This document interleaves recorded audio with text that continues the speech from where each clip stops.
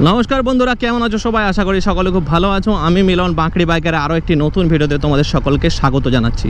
বন্ধুরা, যারা নতুন নতুন বাইক চালানো শিখছো বা বেশ কিছুদিন ধরে বাইক চালানো শিখছো, তাদের জন্য আজকে একটা খুব গুরুত্বপূর্ণ স্কিল আমি শেখাতে চলেছি। সেটা হলো কাউন্টার স্টিয়ারিং। বন্ধুরা, যারা কিছুদিন ধরে বাইক চালাচ্ছ অলরেডি, তারা হয়তো এই বিষয়টা নিয়ে জেনে থাকবে, বা এটাকে টেকনিক্যালি তোমরা না জানলেও হয়তো এই জিনিসটা তোমরা অলরেডি করে থেকেছো, কিন্তু হয়তো টেকনিক্যালি এই নামটা জানো না যে কাউন্টার স্টিয়ারিং জিনিসটা কী। কিন্তু আজকের ভিডিওতে আমি তোমাদেরকে একদম ডিটেলসে বুঝিয়ে দেবো। যারা একদমই নতুন বাইক রাইডিং শিখছো অথবা যারা বেশ কিছুদিন ধরে বাইক চালাচ্ছো, তাদের কিন্তু এই টেকনিকটা খুব কাজে লাগবে। এটাকে কিন্তু লাইফ সেভিং টেকনিক বলা হয়। এটা একটা জীবন রক্ষাকারী টেকনিক বন্ধুরা। তো চলো বন্ধুরা, ভিডিওটা শুরু করবো। শুরু করার আগে কিন্তু তোমাদেরকে বলে দিই, ভিডিওটা পুরোটা দেখবে। পুরোটা দেখার পর যদি ভালো লাগে, কিছু শিখতে পারো, তো অবশ্যই কিন্তু ভিডিওটাকে একটা লাইক করে দিও। আর এখনও যদি চ্যানেলটাকে সাবস্ক্রাইব না করেছো, তো বাইক রাইডিং রিলেটেড সমস্ত রকমের ভিডিও কিন্তু এই চ্যানেলে আসতে থাকবে। তাই যারা নতুন নতুন বাইক চালানো শিখছো অথবা বেশ কিছুদিন ধরে বাইক চালানো শিখছো, কিন্তু অনেক রকম বিষয়ে তোমাদের সমস্যা আছে, তো অবশ্যই চ্যানেলটাকে সাবস্ক্রাইব করে নাও। তো চলো বন্ধুরা, ভিডিওটা শুরু করা যাক। Gotta focus on yourself, on your faith, on your dreams, on your mind, on your health, yeah.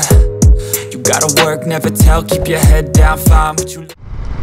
তো দেখো বন্ধুরা, আমরা যখন বাইক চালাই, বাইক চালানোর সময় আমাদের যখন হঠাৎ করে রোডের সামনে কোনো কিছু এসে যায়, তখন আমরা কি করি? আমরা ব্রেক ইউজ করি, ঠিক আছে?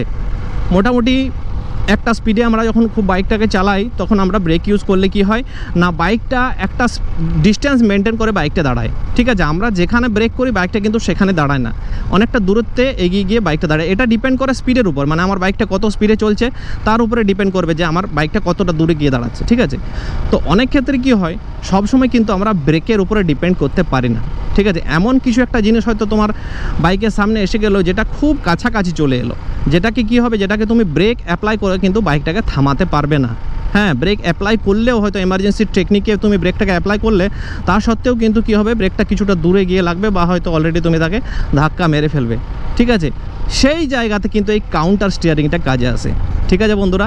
তো কাউন্টার স্টিয়ারিংটা অ্যাকচুয়ালি কি, চলো এখানে আমি একটু দাঁড়িয়ে তোমাদেরকে থিওরিটিক্যালি জিনিসটা বোঝাই, তারপর আমি আবার প্র্যাকটিক্যালি তোমাদের বাইকটা চালিয়ে দেখাবো। তো দেখো, তো তোমরা নিশ্চয় বন্ধুরা দেখে থাকবে যে কিছু রাইডার কি করে, ছাপড়ি টাইপের রাইডার দেখবে বাইক হেলিয়ে দুলিয়ে চালায়, কিন্তু ওরা হেলিয়ে দুলিয়ে চালালেও ওটা কিন্তু ওদের একটা ট্যালেন্ট, ঠিক আছে বন্ধুরা? ট্যালেন্টকে কখনো অস্বীকার করা যায় না। তো আমি বলবো না তোমরা কখনো স্টান্টবাজি করার জন্য বা লোক দেখানোর জন্য কিন্তু তোমরা ওই রকম ছাপড়ি টাইপের হেলিয়ে দুলিয়ে বাইকটাকে চালাও। আসলেই কিন্তু ওই যে হেলিয়ে দুলিয়ে বাইকটা চালাচ্ছে, ওইটাই হলো কাউন্টার স্টিয়ারিং টেকনিক, ঠিক আছে?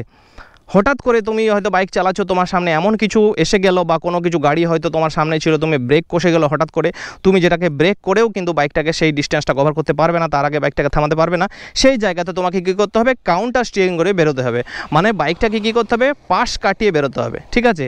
স্লো স্পিডে যখন আমরা টার্নিং করি তখন কিন্তু সেটা ইজি, আমরা হ্যান্ডেলটাকে টার্ন করলে চলে যায়, টার্নিং হয়ে যাবে, ঠিক আছে? কিন্তু যখন আমার বাইকটা হাই স্পিডে আছে, তখন কিন্তু সহজে টার্ন নেওয়াটা যায় না, সহজে টার্ন নিতে পারি না, সেটা কিন্তু কঠিন পজিশন হয়ে যায়। সেই জায়গাতে আমরা কাউন্টার স্টিয়ারিং করে থাকি। সেইখানে কিন্তু আর কোনো অপশান থাকে না, আমাদের ব্রেক লাগালেও সেই জিনিসটা এফেক্টিভ হবে না, ধাক্কা হয়ে যাবে।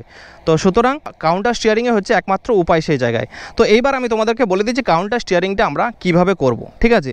তো দেখো, নর্মালি যখন আমরা যখন আমরা হয়তো স্লো স্পিডে আমরা কোথাও টার্ন নিচ্ছি, ঠিক আছে? তখন আমরা কীভাবে টার্ন করি? হ্যান্ডেলটাকে আমরা যেদিকে টার্ন করি, আমরা যদি ডান দিকে যাওয়ার থাকে তাহলে হ্যান্ডেলটাকে আমরা এভাবে এই ডান দিকে পুশ করি, ডান দিকে হ্যান্ডেলটা ঘুরে যায়, ঠিক আছে?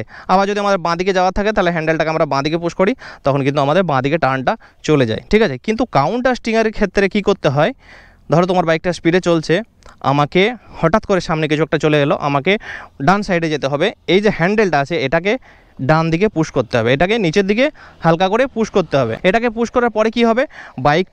বাইকের যে সামনের চাকাটা আছে সেটা কিন্তু লিন করতে শুরু করবে এবং কাউন্টার স্টিয়ারিং করে বেরিয়ে যাবে। তো এই সময় তোমাদেরকে একটা জিনিস খেয়াল রাখতে হবে, যখন তোমরা কিন্তু হ্যান্ডেলটাকে পুশ করছো, পুশ করার সময় তোমার কিন্তু বডিটাকে কাউন্টার ব্যালেন্স করতে হবে, ঠিক আছে? মানে আমরা যখন এই ডান দিকে হয়তো ধরো ডান দিকে হয়তো কাউন্টার স্টিয়ারিং করবো, তো হ্যান্ডেলটাকে আমরা ডান দিকে পুশ করলাম, তখন কিন্তু আমাদের বডিটা কিন্তু আমাদের একটু বাঁ দিকে কাত করতে হবে, যাতে করে বাইকের গ্র্যাভিটি ব্যালেন্সটা ঠিক থাকে, ঠিক আছে? আর যদি আমরা বাঁ দিকে যেতে চাই, তখন আমরা কী করব? বাঁয়ে হ্যান্ডেল দিয়ে এটাকে পুশ করব, আর আমাদের বডিটাকে কিন্তু তখন একটু ডান দিকে চাপাতে হবে, যাতে করে বাইকের ব্যালেন্সটা বজায় থাকে। তো এইভাবে কাউন্টার স্টিয়ারিংটা করতে হয়। এইবারে কি, আমরা কিন্তু ততটাই প্রেশার দেবো যতটা কিন্তু আমাদের কাত হওয়া প্রয়োজন। খুব বেশি যদি আমরা প্রেশার দিয়ে দিই, তাহলে কিন্তু বাইকটা স্কিড করে যাবে, ক্র্যাশ হয়ে যাবে, ঠিক আছে? তো চলো আমি বাইক চালাতে চালাতে তোমাদের কিছু কাউন্টার স্টিয়ারিং করে দেখাই, তাহলে জিনিসটা তোমাদের পরিষ্কার হবে।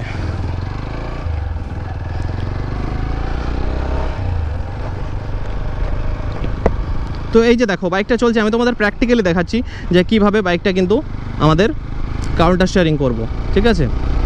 তো চলো, কাউন্টার স্টিয়ারিং করার জন্য কিন্তু একটু স্পিড দরকার হয়, মোটামুটি 30 থেকে 30-এর উপরে স্পিড থাকতে হবে, তবে কাউন্টার স্টিয়ারিংটা ভালো হবে। নর্মালি তুমি এমনিতেই যখন স্লো স্পিডে থাকে তখন এমনিতেই তুমি হ্যান্ডেলটা ঘুরিয়ে টার্ন নিতে পারো, তখন কিন্তু কাউন্টার স্টিয়ারিং করার অত প্রয়োজন হয় না, ঠিক আছে। তাহলে দেখো এই যে 5th গিয়ারে চলছে বাইকটা স্পিডে, আমি যখন ডান দিকের হ্যান্ডেলটা চাপ দিচ্ছি তখন দেখো ডান দিকে চলে গেল গাড়িটা, ঠিক আছে। আবার কি যখন বাঁ দিকে চাপ দেবো, দাঁড়া এই জায়গাটা পেরিয়ে যায়, যেহেতু এখানে একটু ট্রাফিকের মতো আছে সিচুয়েশন। তো এই যে দেখো এবারে দেখো তুমি আমার বাঁয়ের দিকের হ্যান্ডেলটার উপর নোটিশ করো, দেখো আমি বাঁ দিকে চাপ দিলাম, এই দেখো বাঁ দিকে বাইকটা চলে এলো, ঠিক আছে। এই লেনে যাচ্ছি, আবার ধরো আমাকে ডান দিকে যেতে হবে, আমি কিন্তু ডান দিকের হ্যান্ডেলটা চাপ দিলাম, এই দেখো ডান দিকে চলে এলো। এটাই হলো কাউন্টার স্টিয়ারিং টেকনিক, ঠিক আছে। বন্ধুরা সবসময় কিন্তু লক্ষ্য রাখবে যখন তোমরা কাউন্টার স্টিয়ারিং করছো, এটা কিন্তু এমার্জেন্সিতে যদিও হয় তবুও কিন্তু তোমাদের নোটিস করতে হবে যে পিছনে কোনো গাড়ি আসছে কিনা, তোমাকে লুকিং গ্লাসে অবশ্যই দেখতে হবে, না হলে কিন্তু তোমাদের পিছন থেকে ধাক্কা হয়ে যেতে পারে। এই জিনিসটা তোমাদের সবসময় নোটিস করতে হবে, ঠিক আছে। তো চলো আরও একবার আমি দেখাচ্ছি, দেখো তোমাদের কীভাবে কাউন্টার স্টিয়ারিং হয়।